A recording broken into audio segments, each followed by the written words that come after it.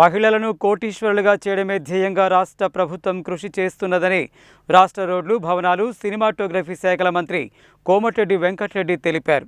మాడుగులపల్లి మండల కేంద్రంలో నిర్మాణంలో ఉన్న మండల కాంప్లెక్స్ భవనాల పనులను తనిఖీ చేసి చెరువుపల్లిలో 20 లక్షల రూపాయల వ్యయంతో నిర్మించిన గ్రామ పంచాయతీ భవనాన్ని, 10 లక్షల రూపాయల వ్యయంతో నిర్మించిన గ్రామ సమాఖ్య భవనాన్ని మంత్రి ప్రారంభించారు.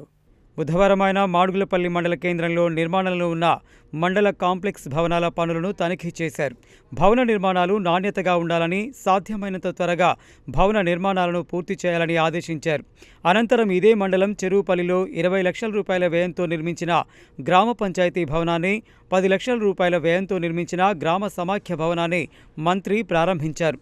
ఈ సందర్భంగా మంత్రి మాట్లాడుతూ మాడుగులపల్లి మండల అభివృద్ధికి ముఖ్యంగా రోడ్లతో పాటు ఇందిరమ్మ ఇండ్లు మంజూరు చేయడం జరిగిందని, 6 కోట్ల రూపాయలతో డబుల్ రోడ్డు మంజూరు చేశామని, ఎల్లమ్మగూడెం, దాచారంలో సబ్స్టేషన్లు మంజూరు చేయడం జరిగిందని, పార్టీలకు అతీతంగా ఇందిరమ్మ ఇండ్లు ఇస్తున్నామని, రాష్ట్రం అప్పుల్లో ఉన్నప్పటికీ రాష్ట్ర ప్రభుత్వం అన్ని వర్గాల ప్రజల సంక్షేమానికి అనేక పథకాలను అమలు చేస్తున్నదని, ఉచిత విద్యుత్తు, రైతు భరోసా వంటి పథకాలు అమలు చేస్తున్నామన్నారు.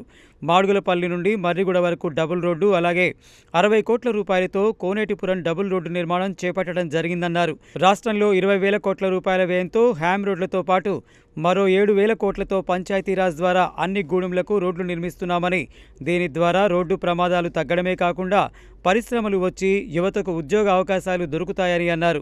తిప్పర్తి, కనగల్ మండలాలకు మంజూరు చేసిన జూనియర్ కళాశాలలను మోడల్ భవనాలుగా తీర్చిదిద్దుతామన్నారు.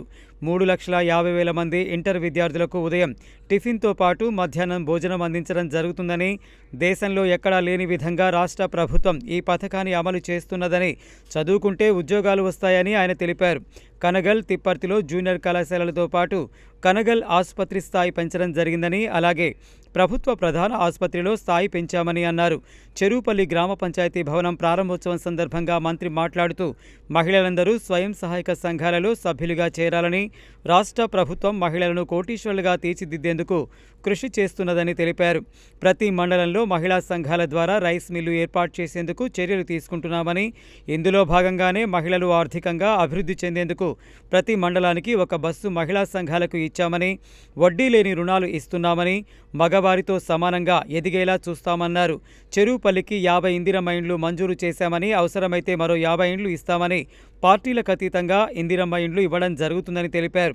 మిర్యాలగూడ ఆర్డీఓ రమణారెడ్డి, ఆర్ఎండ్బి ఎస్ఈ శ్రీధర్ రెడ్డి, ప్రజాప్రతినిధులు, మాజీ జడ్పీటీసీ సైదులు, సర్పంచ్ సైదిరెడ్డి, సంపత్ రెడ్డి అధికారులు ఉన్నారు.